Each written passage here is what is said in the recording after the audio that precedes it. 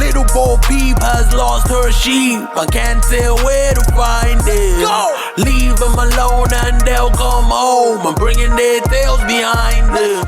Hi, my name is Tamara Laschek, and you're listening to the Bo Peep podcast, where men are women, women are men, and the sheep are confused. Now let's see if we can make sense of this crazy world. Hi, Nadia. Welcome to the Bo Peep podcast. I'm so happy to have you here. Hi, Tamara. Thank you so much for having me. It's a pleasure. Yes, I'd like to just introduce you to the audience. So your name is Nadia Asencio, and you have a very interesting and somewhat diverse background, and I'll let you speak to that. But let me just give some quick nuggets. You are currently an influencer, and I've seen some of your videos on YouTube. You're also an author, an actor, lots of things under your belt, and I've read your book. It's very interesting. You also served in our military, which is interesting, and you are a first generation Cuban. Yes, Cuban American. Yes. So with that, let me let you fill in some of the gaps and tell us about your background and how you became to be New York Nadia. Well, yes, I'm a first generation Cuban American. So like many of the children of people who have gone through socialism, communism, and come to this country for freedom, first of all, and also for a better life, they'll tell you that their parents and their grandparents were always telling them like the dangers of having lived through that and how insidious it was and how it wasn't all at once and how we never thought it would happen to us. And my mom raised my sister and I very patriotically. She came here to this country. She was very young. Her whole outlook on the United States is, this is her nation. This is the nation that gave her the opportunities that her own nation took away from her. And, going back to my great grandfather, I mean, he saw it coming early on. And as soon as things started changing, he moved right to New York and set everything up, opened up businesses, and brought my grandmother and my mom here. And so my sister and I were both born here. But just being in a Cuban family, first generation American, very much steeped in politics. Like, I don't remember a time when we weren't talking about politics. Like, that was just, part of the growing up. And my background is similar in the fact that my parents came here as infant children, having fled former Soviet Union. So growing up, all I did hear was the stories of, how bad communism was and how brutal the Stalin regime was to the Ukrainian people, because I'm Ukrainian. And we were also always encouraged to exercise our American rights, stand up for what we believe, speak up, and agree. Grew up in a very patriotic household. My father served in Vietnam. So very proud to be American, and never for once took what we have here in America for granted. So very similar. Very similar. That's very, that's a part of, like, as a Hispanic person, I sometimes I think in the media also, has a lot to do with it, just lumping Latinos and Hispanics together as like one group and everyone thinks the same. That's absolutely not true. I mean, there are people that immigrate to this country and there's no assimilation, there's no gratitude, there's none of these feelings that like my grandparents, great grandparents, and my parents came here with, which was, we are coming to this nation for a better life, and we are going to assimilate, and we are going to live within the boundaries of the law. And like my mom even taught my sister and I, since we were very little, like, this is your nation, that's your flag, and this is your president. If there's something you don't like, you can change it, and you should change it, and that was what we were taught. It was never like anything different. So, that kind of, I think it's important to differentiate between like immigrants of like our parents and our grandparents' generation and what's going on today. It's a completely different story. Yes. And I think that also, while we were, patriotic in our homes, the assimilation also took place in the schools. Like, I even heard from my ex-husband's mother how they were taught American principles. And there was a conscious effort and programs within our government to make sure that people who immigrated to this country were actually adopting the values. And absolutely. completely different from what we have now in, but, I think you and I probably agree part of that is a strategy, not just incompetence or an oversight. I think you're absolutely right. And it's like, it is by design. I'll 100% agree with that. But also I do see a lot of people that just have that attitude anyway. They're here to take what they can get and to either, remit it back to their families back home. But even if that were the case, I mean, like, still show some gratitude, you are here. Like, and it's that complete disconnect and disrespect for our nation, for our laws. And yes, it is all by design. And God knows how long it's been going on, right? We're just now really, for most people, most Americans are now just really starting to understand what's been going on probably for decades and decades and decades, and it's just so flagrant. But I think it's both. I think it's partly to do also with the responsibility of the individual and who they are, and it is by design, but it's still an individual choice, I guess is what I'm trying to say. Yep. And how did you end up in the military? Yeah. So when I was very little, one of the first movies I ever saw in the theater was a 007 movie. And I told my mother, and I don't know what happened. I don't even know which one it was, but something happened. And I told her, when I grow up, I'm going to be a spy. And she was like, that's amazing. And I was like, and I'm going to have a scar running down my face. She was like, okay.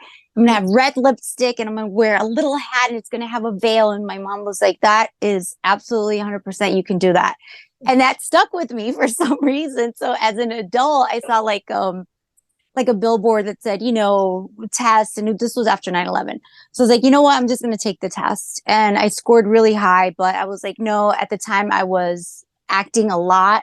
And I was doing well. I had a manager, I had an agent. So I was like, okay, well, at least I know I can get into the military and that'll be that. Then I met my now ex-husband, who his dream was always to be in the Marines, but he ended up going to the Army and then he took the test.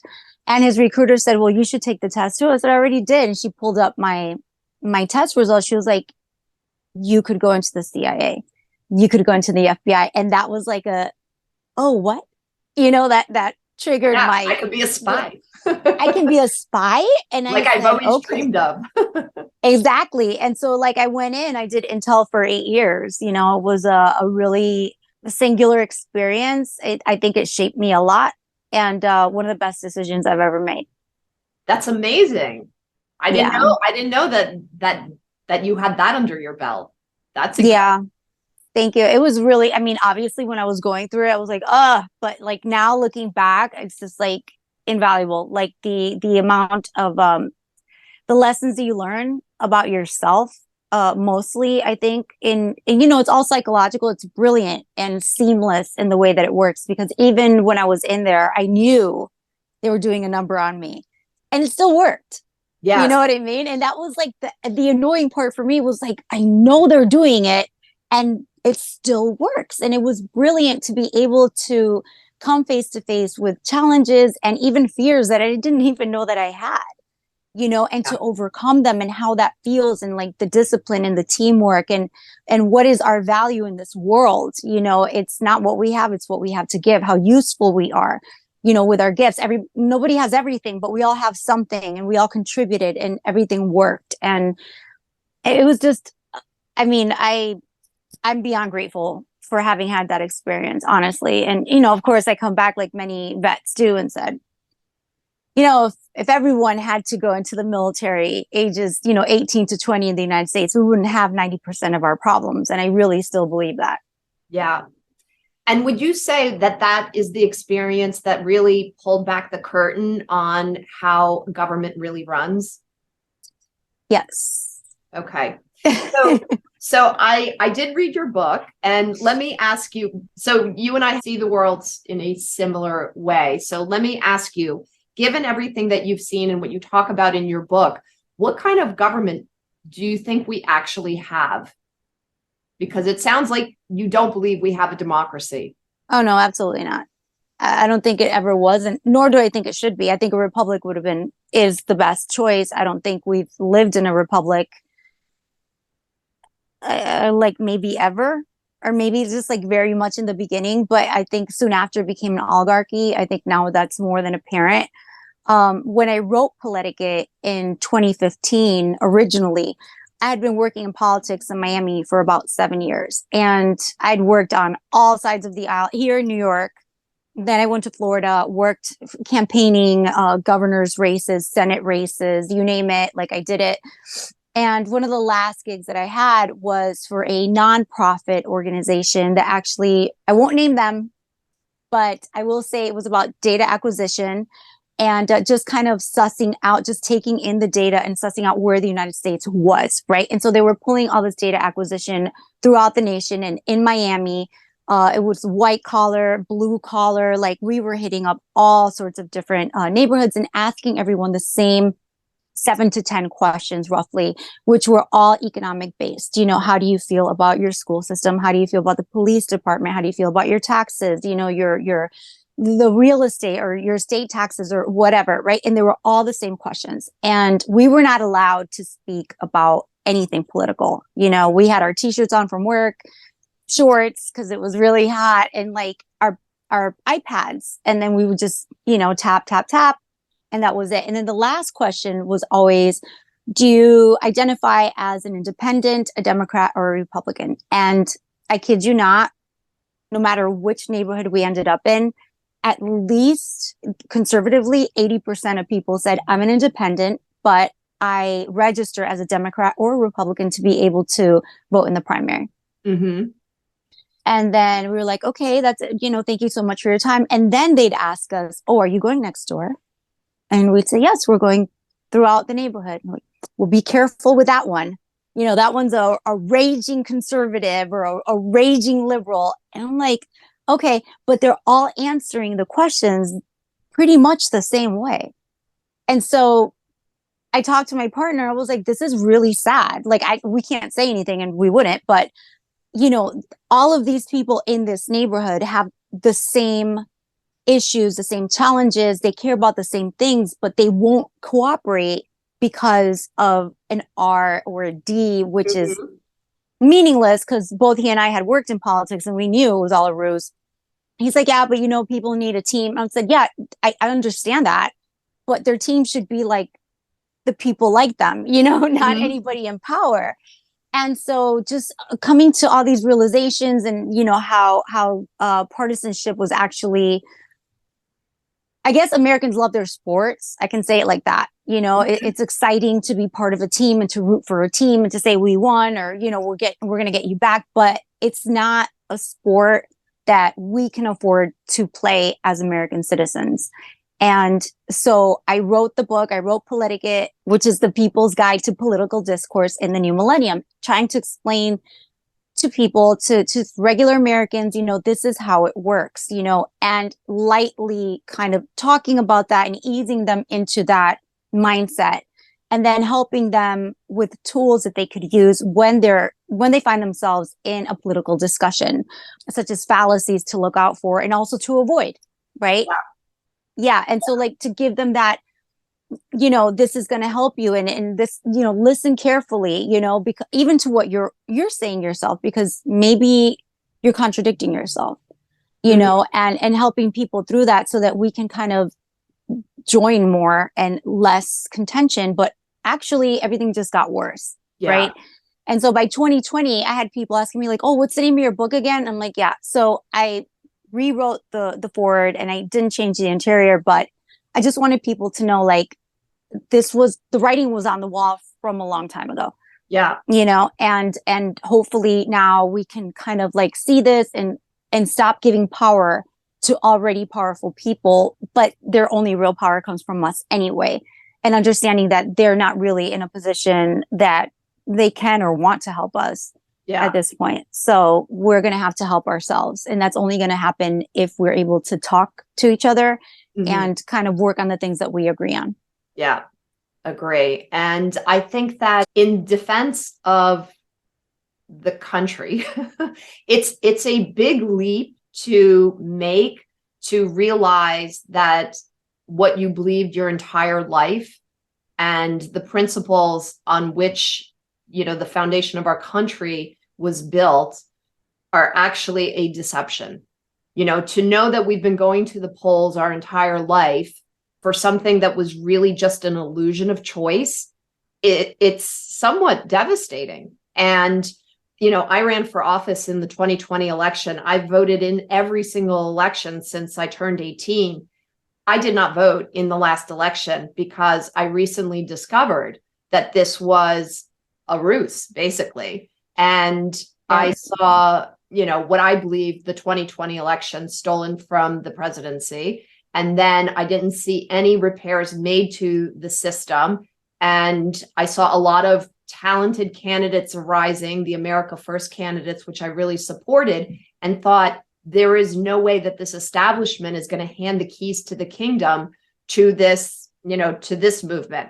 And I knew they had no shot of winning, and I knew that they were going to cheat no matter what. And I refused to be a part of it. I'm no longer participating in this lie. And then I started learning a lot more about, you know, how elections started, and going back to ancient Greece and, you know, tyrannical governments, you know, trying to, you know, quell the concerns of a rising or revolting populace. So they create this two-party system. And, you know, when we see things like the omnibus bill get passed, you know, by both parties, you realize that it really is a uniparty. And it really didn't matter whether you voted for George Bush or Bill Clinton. You know, the agenda is the same, and it is all run by the same cabal. So again, in defense of the people, we were deceived. So why would we think other than what we trusted our government told us? So I totally understand that. I do. And I know that the truth hurts, but lies kill. Mhm. And I try to explain this to, so like my community on YouTube, I mean, they're amazing, and I am so grateful for them. And they all contribute like so many different perspectives to like any topic that I decide to speak on. And they're from all over the world. So obviously we're getting like a lot of different, you know, viewpoints. And when I first said like, don't vote, you're complicit. And I even made like a really short like parody on it, you know, where someone would say like, oh, you know, they're taking care of the voting. Oh, okay, so guys, you know, today we're going to vote, but we're going to cheat. And then the other person's like, oh, yeah, we know you're going to cheat.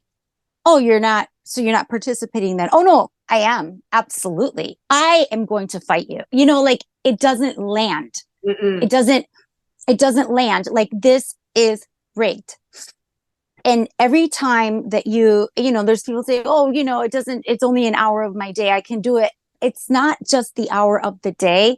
It's the fact that there are any votes going in at all still shows and proves that you're complicit. And that's all that they need. All they need to do is prove that enough people are still voting to continue to have this illusion, you know, run. And what if nobody voted? Oh, if you know, I get this a lot from conservatives, like, oh, if we didn't vote, then they would win. I'm like, don't you understand that the they that you're talking about are still going to win? Mm-hmm. This is not a they that you think it's like the Democrats. No, there are no Democrats in power. There are no Republicans in power. It's one party. The Republican and the Democratic Party exist only in the masses, only to divide, to distract, to have everyone fighting. That's it, because they are all together. It's all a farce, and they're all in it. They're all complicit. They all get paid at the end of the day. Just like when you go to Broadway, you watch a show, there's a protagonist, there's an antagonist, but they're all getting paid. Yeah. That's exactly what politics is. I mean, specifically in the United States, but of course, around the world. I mean, do we need any more proof? Right. So who do you think is behind this? Who are the powers that be that are really running it? We know it's not our politicians, but who is behind it? What's your view? I think we have to go back to see when this all started, especially with these world organizations, right? When it started becoming something like not so nationalistic and more the League of Nations. I think it was the League of Nations was like, yeah, the League of Nations was like, which became the UN later. Which became the UN. But the League of Nations to me was like the beginning of this, right? And where did that idea come from? right? And that's the $1 million question that you ask anybody who's into conspiracy theory. They all have a different answer. It's probably all those answers and probably others that we have no idea about. Like in my research, I've discovered a lot of different powerful families that no one even knows anything about, the type of power that they wield. They're very secretive for a reason. And there's no, like, I think at this point, there are also a lot of conspiracy theories being put out there by the powers that be just to continue to muddle everything. And yeah, you can Google something and find information on it because it's all being controlled by them. Yeah. Just like the other day when Project Veritas had the interview with that Pfizer employee, and then people were like, oh, he doesn't exist. I can't find him. Right. They erased him. And there's been so many videos proving that already, where people were going into different websites, different job sites, finding the guy, and then like minutes later, it's gone. So this is the reality, even with the internet, where a lot of people said, oh, you know, we're finally going to be able to get information and information should be free and this, that, and the other. But now coming to realize, like, a lot of the stuff that you're reading on Google isn't even real. Yeah. Even when it's verified by fact checkers, it's not real. We are literally living in dystopia right now. This is George Orwell, 1984, where things get written and rewritten and erased and placed, and it's all lies. Yeah. So this is a dark time, but I think that it's also a great opportunity. And people, whomever's called to stand will, and it'll be what it is. I think it's very an exciting time to be alive, to see these events play out in real time, because I don't think historically anyway, that these sorts of powers have ever won. Yeah. So it'll be interesting to see how it plays out. It's definitely exciting if you have the stomach for it. And the way to stomach it is to pull yourself out of it emotionally. And if you can remain objective and dispassionate, it's like the most fascinating academic exercise that I am just watching and learning about. And I mean, I consider myself out of politics, and yet I'm so involved in politics, and I'm involved sort of from the periphery, watching as an observer. And it's like a show, literally like a show. So I find it to be very fascinating. Absolutely. To your I'm looking at it like, you know, the day I have a granddaughter, she's going to be like, what was that like? And like, I'm trying to record everything and, like, you know, journal it and write about it and video it and just kind of chronicle it so that posterity can get it, you know. And it's to what you just said, like, absolutely keep your feelings out of it. And how do you do that? You build a real life. Yeah. You build a real life. I don't watch television. So neither do I. Right. So that's a big part of why I can. It's literally programming, and they tell you it's programming, and totally, yet we don't want to believe it. And I stopped watching it when I was running for office, and I stopped because I said, I don't need a narrative, I need information. So I shut it off, and then all of a sudden I felt freer and started to realize, wow, just listening to, you know, this narrative over and over, played over, and, you know, every time you turn it on, you get this stress and anxiety, and you know, they're tugging on your emotions. And when you shut it off, you really free yourself. So I tell all my clients, stay off the news, stop watching television. Yes, absolutely. Yeah. I'll watch streaming services, but like when I have time. Yeah. You know, when I have time, I'll pick something that I want to watch and I'll watch that. Yeah. But you know, that's it. Because the news, I don't even remember when's the last time I watched the news. Like, I'll find snippets of news and then, like, I'll use it for research and stuff like that. But that's the end of it. And the way that I look at all of it is just like research as to what's being said, but not in a way of like any of it's real. To me, none of this is real. No, none of it is real. No. And I realized that also during George Floyd. You know, I realized that nothing is as it seems.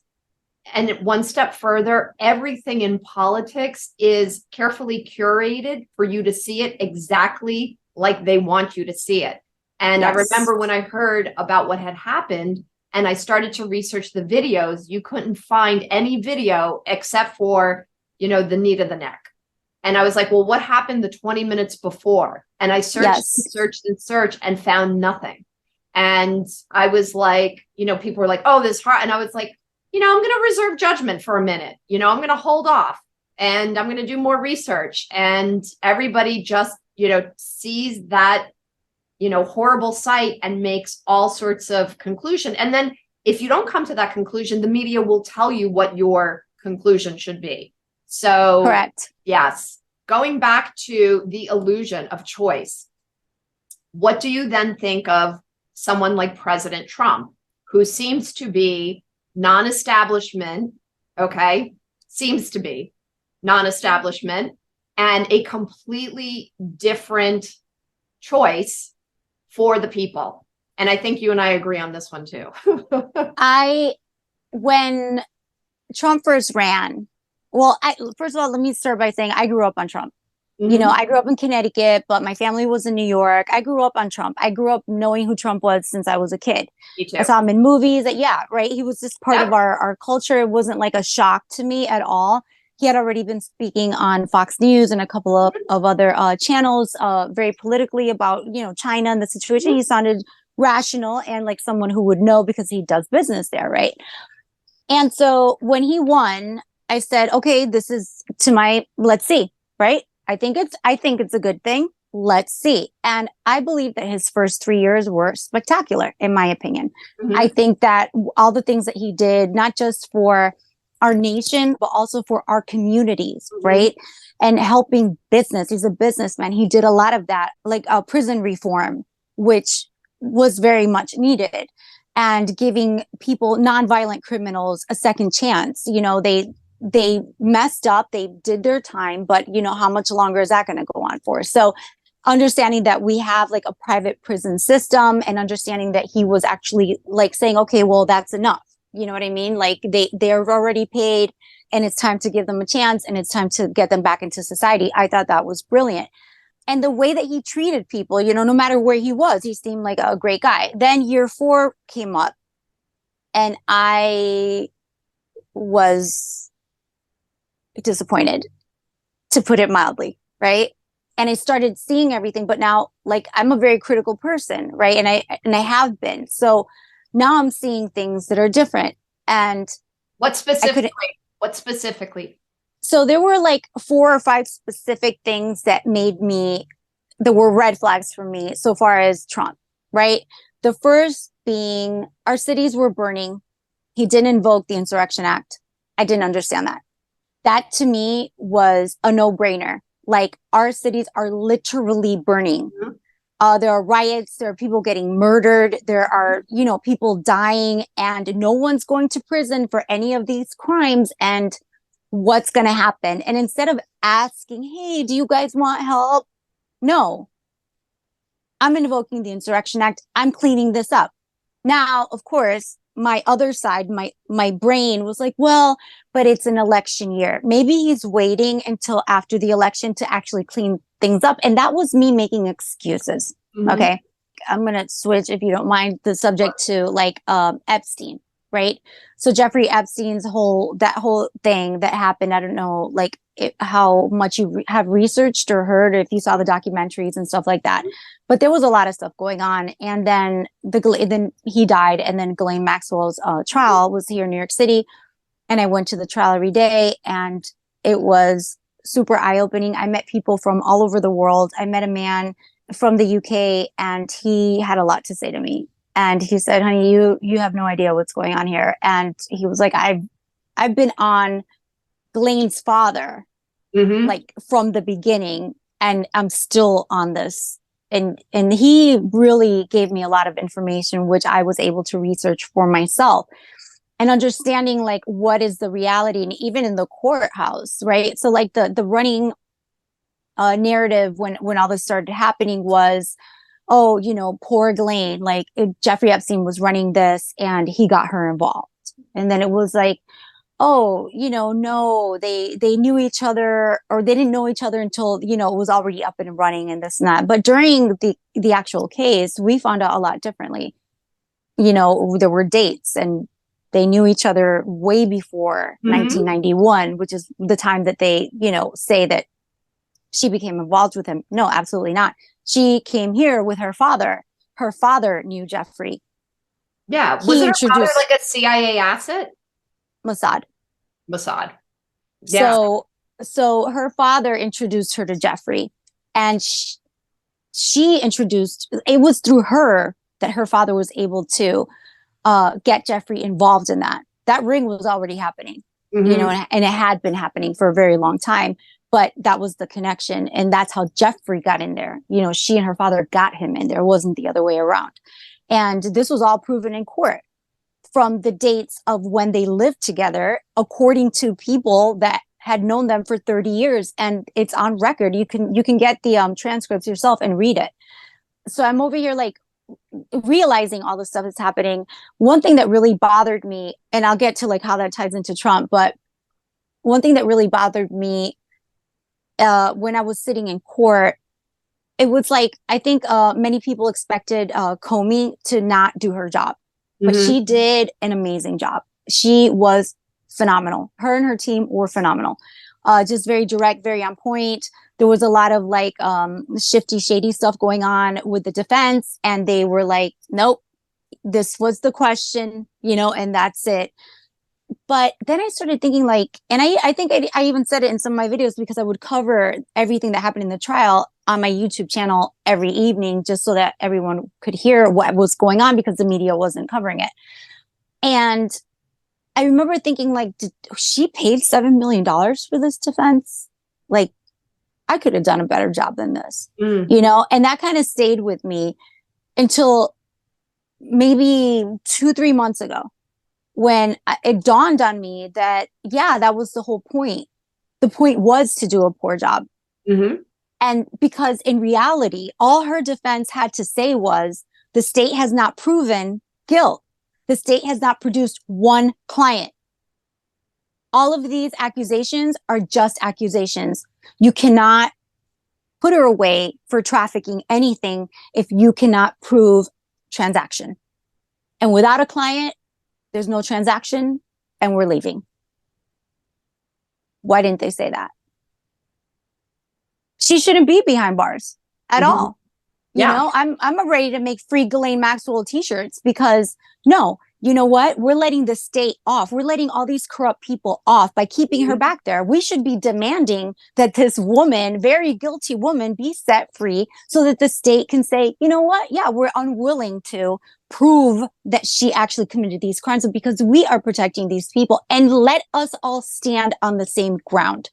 At least then everything's clear. Free her. The state didn't prove its point, and that's it. And now we are clear. Because I don't know what other language we would have to use for Americans to realize how corrupt this government has become. It's so corrupt that they're doing it right in front of you. And because of what you said earlier, that people just they don't want to live in that world, they are allowing it to happen. Yeah. And this is sickening to me, like all the stuff that's going on right now, because Americans are allowing it to happen, because Americans don't want to live in that world. They have to go to work, they have to take care of their kids, and they're not going to be able to do that if they have to also realize what world that they live in. But that is not true. You can absolutely live your life with joy and know that you are in a bad place at the same time. And knowing and accepting that you are in a bad place is what's going to help you protect yourself and your children when the time comes, because it will. Yeah. We're heading there. We're heading there. And it's really up to us to really stand up and say no. And, you know, even during COVID, I refused to comply with the edicts of New York City. And I fought against the mandates. That was my, one of my big platform issues, not while I was running, but just because as a what I thought a free citizen, I saw where this is headed.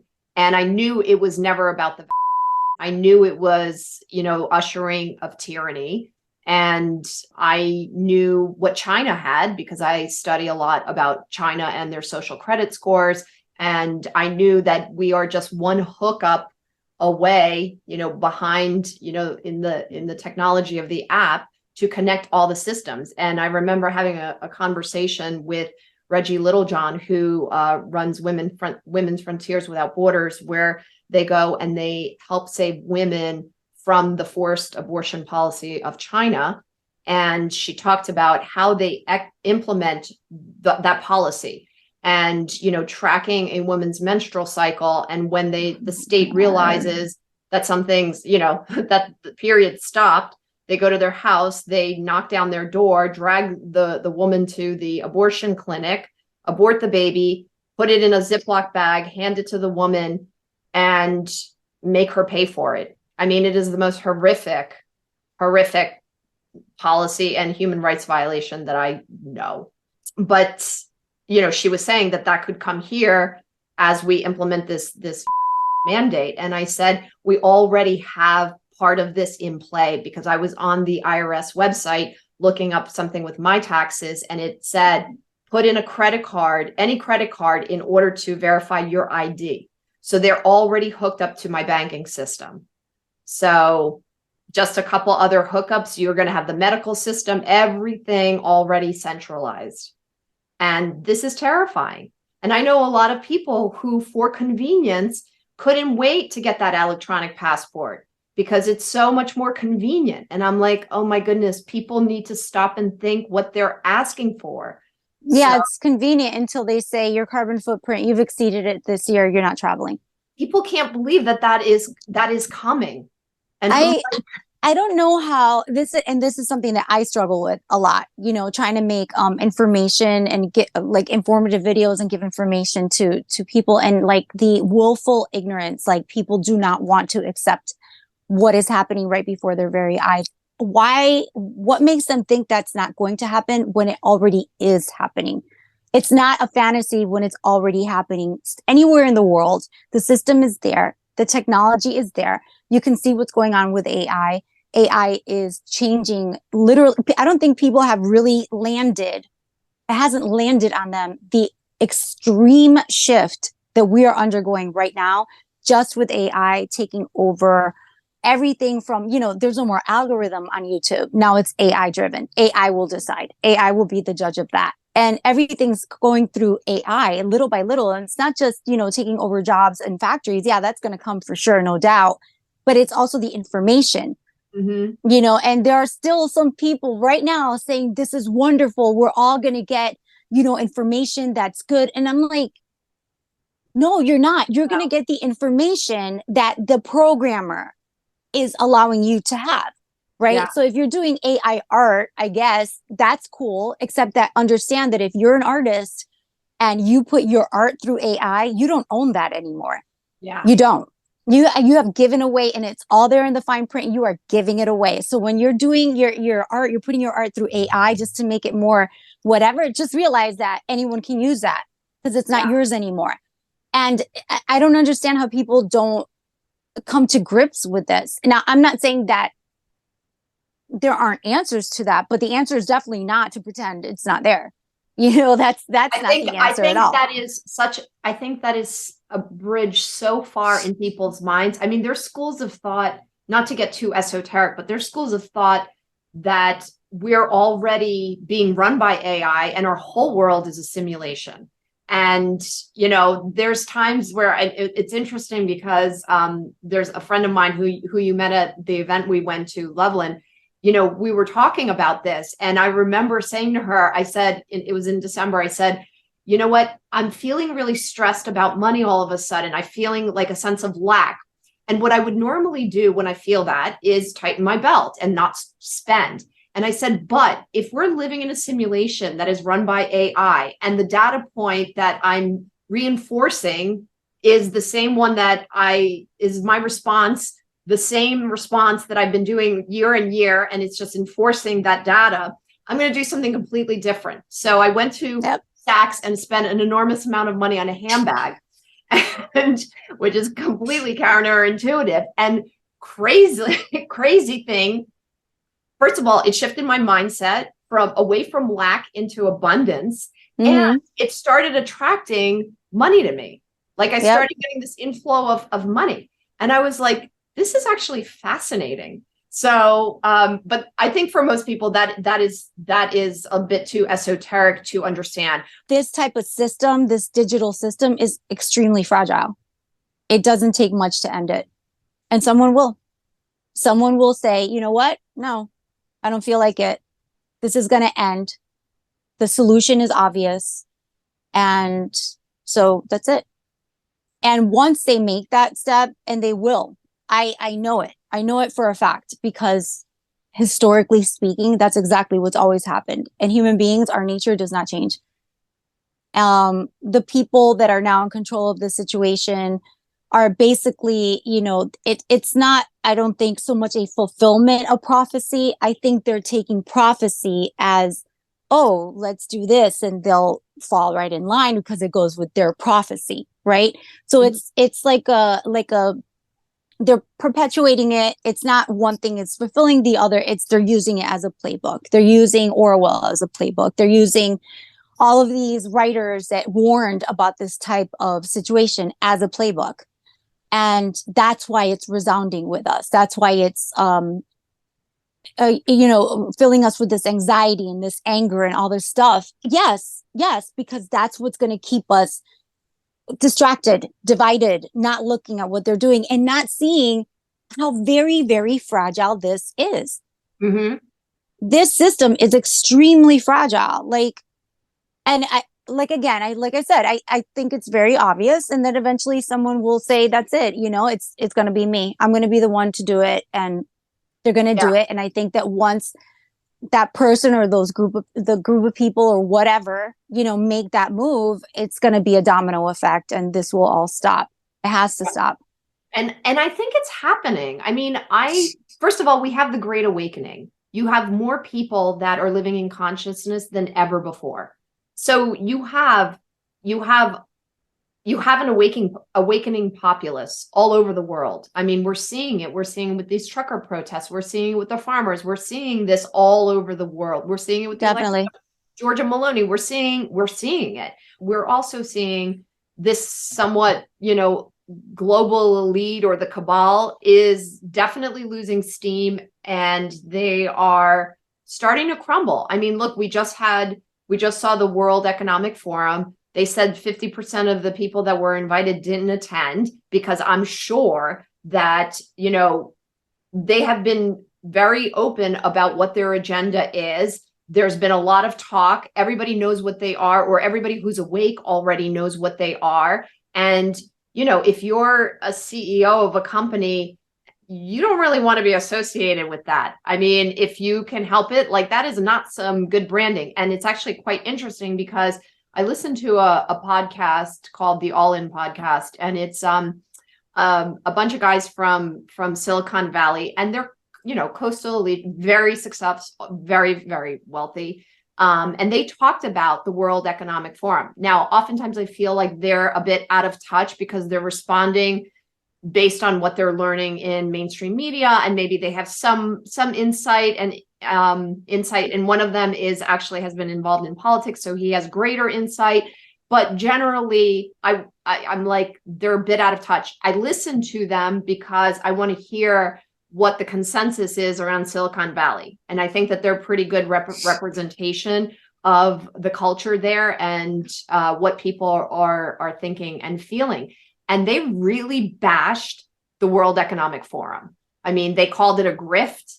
One of them was invited to join the Young Leaders Program, and he had met Klaus Schwab, and then I guess they gave him the bill of what it was going to cost, and it was something like $40,000, and he was like, take a hike, I'm not going. And so they really poo-pooed it, and that's pretty interesting, because that would be the side that would normally support it. And so I think that's something great about millennials, the fact that they're willing and they want to break with old tradition. I think that the World Economic Forum was started in 1971 by Klaus Schwab. I think he's a very damaged individual. I do. Even when he was younger, you could see he was damaged, but it's like the clout, right? The clout of being invited, and the promise of having this elite system, and you should be very much honored, and you're going to be here, and you're going to be able to make business connections and make business deals that you wouldn't be able to do anywhere else in the world. And that's all fine and good. But they took it from there onto like, and now we're going to control the world. You know what I mean? Like it got into this weird, like, hey, and everyone's like, well, you know, Klaus Schwab is like 82, 83. I mean, he's up there. Mm-hmm. You know, George Soros is another one. Like this man stays to himself because he knows good and well there's a huge target on his back. It's a miracle he's still alive. The only reason he's alive is because he doesn't, you know, he doesn't move. He's not even, but he's sort of the face and the name of the Soros sort of empire. There's a whole organization that, you know, you get rid of Soros, that organization is still going to live on. He's got his sons and he's got a whole, you know, board of trustees, all with the same mindset. So that organization isn't going anywhere. It will live on. But what I'm trying to say is like without the head, and this is true. I mean, even if you take a situation like in Cuba, right? Cuba was led by Fidel Castro, and that charisma, once that leader was dead, that was pretty much it. Cuba still exists. So does the Communist Party in Cuba, but it's not what it was. It isn't. When George Soros died, I mean, George Soros was a very also, you know, these men have certain things in common and it keeps repeating itself, right? And he was also a very damaged individual. You know, as a young man, most people know that he worked for the Nazis in order to survive. And he, you know, led them to many Jewish families that were later killed, captured, you know, whatever. And there is something now, was he born that way or did he become this way because of that trauma, or was he like that from birth and that's why he was able to do that? Like we don't know. But the point is definitely that there's something wrong with him. And he lived through a time in like an era in history that is not repeatable. And he could have a son, he could have 10 sons. It doesn't matter. They weren't born with that anger. They weren't born with that realization. They were born as billionaires. And the billionaire mindset is not the same mindset as someone, a 14-year-old who is living in Nazi Germany. That's not the same mindset at all. And you can try to convince and talk and whatever, but it's not the same thing. It never will be. A lot of these men are extremely weak. Why do you think they've been emasculating American men for decades? Because they know they can't, like if it came down to it, they wouldn't be able to defend themselves. And all it would take is a couple of strong men to say like, no, we've had it and this is it. And they could get it done, you know, and they know that. They know that. And so this is the emasculation and, you know, the erasure of women and going after children and, you know, exploiting kids and men are all eunuchs and you should want to be a eunuch. And, you know, this is all of this goes back to that. I mean, you look at our military, for God's sake, I don't even recognize the military anymore. I can't even believe, like I read the other day an article that said like, oh, the military is looking into like getting rid of saying sir and ma'am to officers because someone might get offended. And I was like, if this is not landing on people still, I don't know what it's going to take. I do think that there are people that are stepping up. We're seeing a lot of grassroots organizations, people, you know, especially, you know, mothers or mama bears, as they're called, you know, stepping in, you know, running for school board, attending school board meetings, overthrowing those, you know, really saying, we're not going to allow you to teach critical race theory in our schools. We're not going to allow you to have drag queen story hour. And, you know, I'm pretty impressed with the movement of moms and at the local level, moms and dads, but primarily the mothers.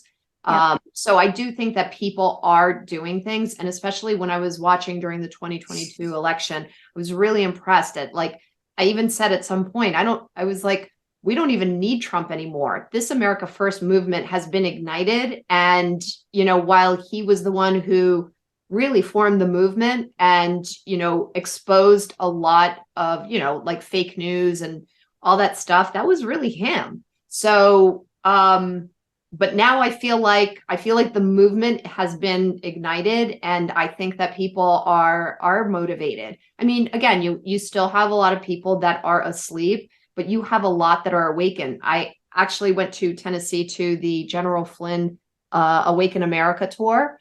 And I mean, there was, you know, 5,000 people were at this event, and apparently every one of them is sold out. And they've been doing it for, you know, a year and a half or so. So there's a lot of people that are deeply concerned of the state of the country. And, you know, they want to take the country back, and they're stepping up and doing stuff. So I've been pretty inspired.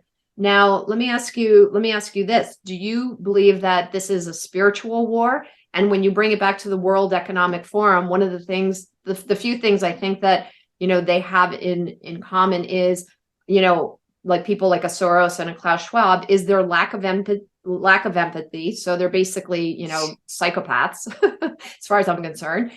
Secondly, they're all atheists. So, where do you feel that, that Christ and religion, well, religion could be very political, but, spirituality really falls into all of this? What's your If someone had told me, like even 5 years ago, this is a spiritual war, which people have heard that before. Mm-hmm. And at the time I'd say it's not a spiritual war. This is just human nature. This is how it goes. But that's been more than apparent to me. I don't think that this is just a culture war.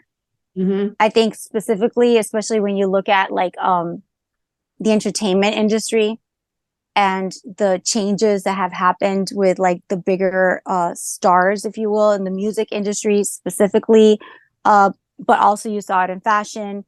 It is, yes, absolutely it is. I feel that it is like, I think that we all have like intuition. We all have a feeling, that goes beyond like, and maybe something that we can explain, but you can feel it. You can feel that something's really, really off, and that this is much different than say like, I don't know, like just a regular war or culture war, like the hippies in the 60s and the counterculture. This is a completely different thing. Yeah. And going after like the innocent, just the debauchery, the debasement, the grotesque way that those in power are pushing, those in the media to act and to display themselves and to say, and their willingness to do it, it all. Yeah. It's demonic. Like, there's no other word. There's no other word for it. It's demonic. Absolutely it is. But, it's like people,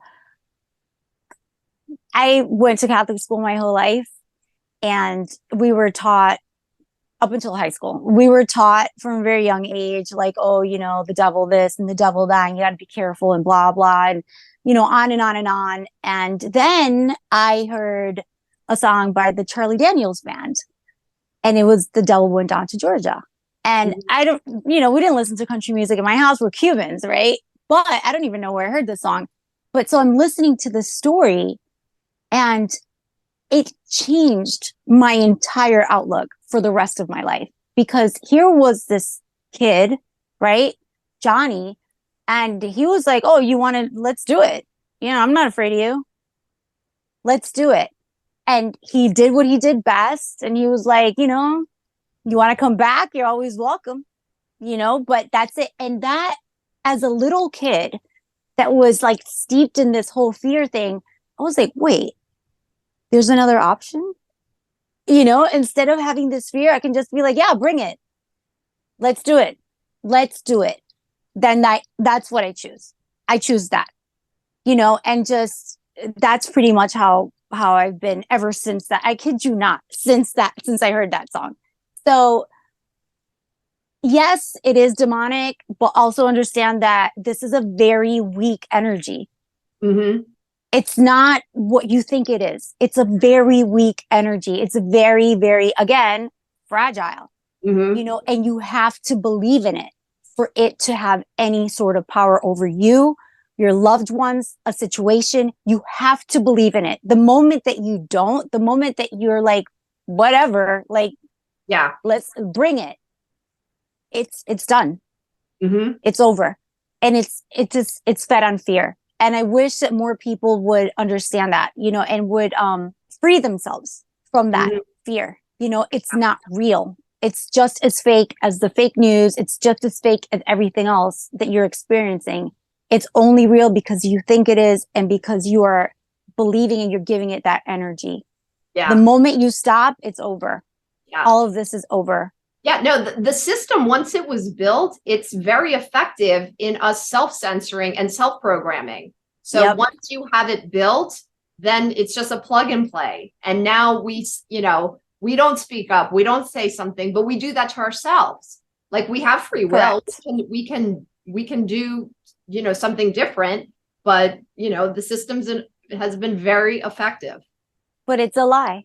It is a lie. So when we're talking about like things are demonic, yeah, because everything's a lie. That's basically what like the demon forces are. Absolutely. It's just a lie. That's all it is. For it to be real, you have to believe in it. The minute you call it out for what it is, that's it. That's the end of that. Yeah. It's, you know, and it's a process, and I understand it might be easier for other people to do than some, or, you know, and I understand that. But it's time to stand. Absolutely. You know, it's going to be hard either way. Which way would you like it to be hard? It's now or never, because the future of our country is, you know, hanging in the balance. I have a lot of faith. I think that someone or a group of people are just finally going to get fed up, and they're going to be like, nope. And that's going to be it. And hopefully that will, I don't know, like encourage others to stand up. Everybody needs to do their part. And I think, you know, your YouTube channel, you're doing your part.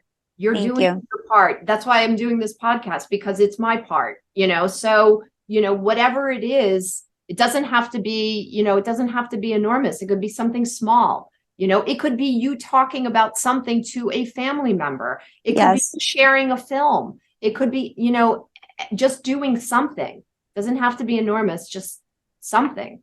Because you don't know where it's going to wind up. True. And that ripple effect is real. It is. So, yes. Nadia, thank you so much. How can our viewers, our listeners follow you? Where can they find you? Well, first and foremost, on YouTube, of course. It's New York Nadia. Yep, New York Nadia, all spelled out. I have a website. It's www.nadia.com. You guys can find out like more stuff, and also sign into the newsletter if you'd like. Great. Thank you so much for being here. Thank you, Tamara.